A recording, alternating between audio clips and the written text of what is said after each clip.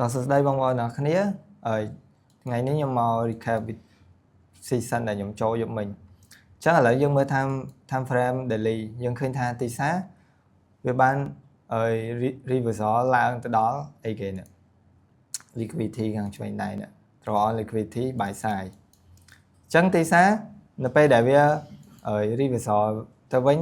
វាតែងតែទៅយក liquidity time frame ធំនេះជា liquidity ក្រោយនេះក៏ជា liquidity ដែរនេះ sell liquidity អញ្ចឹងវាទៅយកមកតំណការអញ្ចឹងកាលណាដែលទីផ្សារវាឡើងទៅយក buy side liquidity ហើយវាតែងតែ retracement អញ្ចឹង retracement យើងមើល time frame weekly យើងឃើញអីគេនេះយើងឃើញ IVG weekly ឡើងអញ្ចឹងទីផ្សារនឹងមកយក IVG weekly ហ្នឹងអញ្ចឹងឥឡូវយើងអត់តន់គិតដល់កន្លែងហ្នឹងទេយើងមកដឹងថាseason យើងចូលម្សិលមិញហ្នឹងហេតុផលអីមិនយើងត្រូវចូលកន្លែងហ្នឹងអញ្ចឹងយើងឃើញថា daily វា retracement ដោយសារនេះវាបាន civil liquidity កន្លែងនេះផងហើយនឹងឆ្វេងដៃផងអញ្ចឹងឥឡូវយើងមើល4ម៉ោងយើងមើល4ម៉ោងក៏យើងឃើញថាវា bearish ដែរ daily ក៏ឃើញ bearish 4ម៉ោងក៏ឃើញ bearish អញ្ចឹងseason ដែលខ្ញុំចូលម្សិលមិញនេះកន្លែងនេះ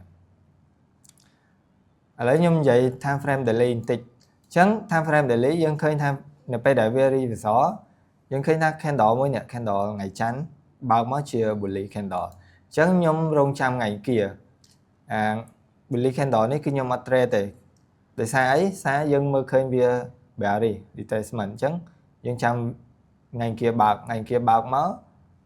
ដោយអ្វីដែលខ្ញុំរំពឹងទុកថាវានឹងទៅយកទៅ sweep high ថ្ងៃច័ន្ទហើយដើម្បីចុះអញ្ចឹងទីផ្សារយើងឃើញថាថ្ងៃគៀវា sweep high វាស្របនឹង bearish របស់យើងអញ្ចឹងបានចុះមកនេះវាបដាច់បន្តមកថ្ងៃគៀហ្នឹងវាបដាច់ sell liquidity នេះបដាច់ហើយថ្ងៃគៀអញ្ចឹងថ្ងៃពុធបើកមកខ្ញុំរំពឹងថាវានឹងចុះទៀតដោយសារអីថ្ងៃគៀនេះ candle មួយនេះគឺ bearish អញ្ចឹងថ្ងៃពុធច្បាស់ជា bearish មកតទៀត expansion តទៀតអញ្ចឹងថ្ងៃពហុនេះវាអាចនឹង bearish មកទៀតអញ្ចឹង scenario យើងគឺនឹងមកយកអីគេនេះ IVG weekly ហើយ draw on liquidity នេះទៅអញ្ចឹងឥឡូវយើងទៅមើលសារមិញតិច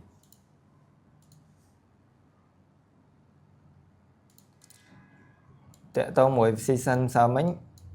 យើងឃើញថានៅពេលដែលម៉ោង1ម៉ោង London បើកមកគឺយើងអត់មាន set up ចូលទេអញ្ចឹងសម្រាប់កន្លែងនេះអ្នកដែល trade CRT គឺថាទីផ្សារនឹង reversal ឡើងតែសម្រាប់ខ្ញុំកន្លែងនេះគឺខ្ញុំអត់តន់ចូលធ្វើអីទាំងអស់អញ្ចឹងខ្ញុំរងចាំអីគេខ្ញុំរងចាំម៉ោង New York មកព្រោះ London ក៏វាអត់ទៅណាដែរអញ្ចឹងនៅពេលដែលម៉ោង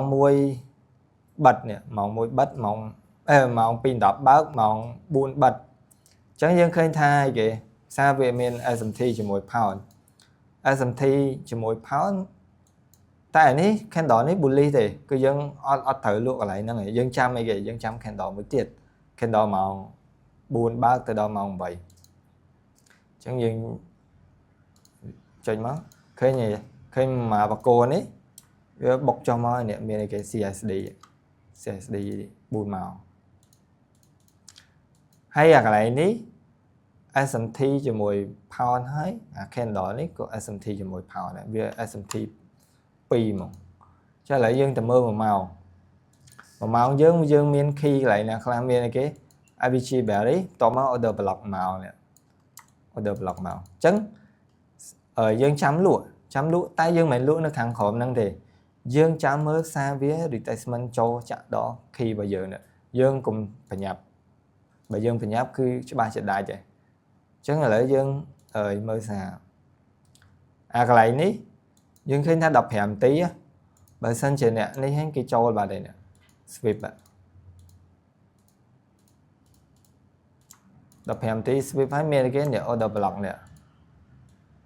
កន្លែងហ្នឹងច្បាស់ជានាំគ្នាលក់សារហើយនិយាយដាក់អីគេ SL ធំនេះអីចឹងទៅហើយ TP ធំនេះតែអត់ទេសម្រាប់ Euro គឺខ្ញុំដឹងចរិតវាគឺវាអត់ដើរអញ្ចឹងទេគឺដាច់ខាត់វាត្រូវទៅយក key របស់វាហើយទៅយកហ្នឹងមួយ candle គឺដល់ហ្មង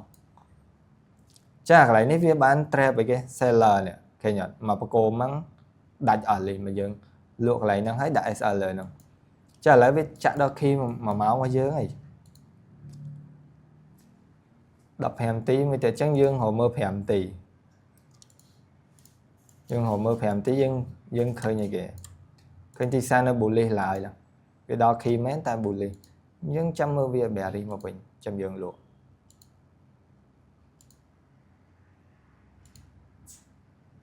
ចំណុចនេះហើយខ្ញុំមើលនៅក្នុង Optify កន្លែងនេះ sweep high នេះ sweep high តែសម្រាប់ server ដែលខ្ញុំប្រើក្នុង trading view អត់ sweep high ទេហើយបន្ទាប់មកមានអីគេនេះ CSD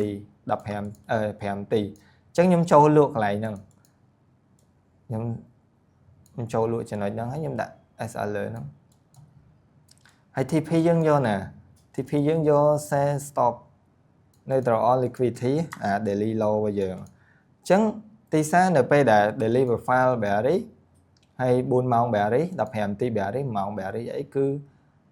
យើងមកយកដល់ low បានទីផ្សារថ្ងៃបន្ទាប់ថ្ងៃបិទបកគោគឺវាត្រូវបិទជា bearish បន្តទៀតអញ្ចឹងខ្ញុំ expect ថាវានឹង bearish អញ្ចឹងយើងមើលវាបានចុះមកវា hit TP របស់យើងអញ្ចឹងហើយសម្រាប់ TP នេះវាដូចជាខ្ទង់1ម៉ោងជាង2ម៉ោងដែរអញ្ចឹងសម្រាប់ set up មួយនេះខ្ញុំឲ្យ A+ set up ដោយសារវា align គ្នាទាំងអស់អញ្ចឹងខ្ញុំនឹងព្យាយាម recap season ចឹងដើម្បីចែកបងប្អូនមើលដើម្បីជាចំណេះដឹងដើម្បីការចូលផ្សារឲ្យមានសិទ្ធិភាពជាងមុនអញ្ចឹងជួបគ្នានៅវីដេអូក្រោយបន្តទៀត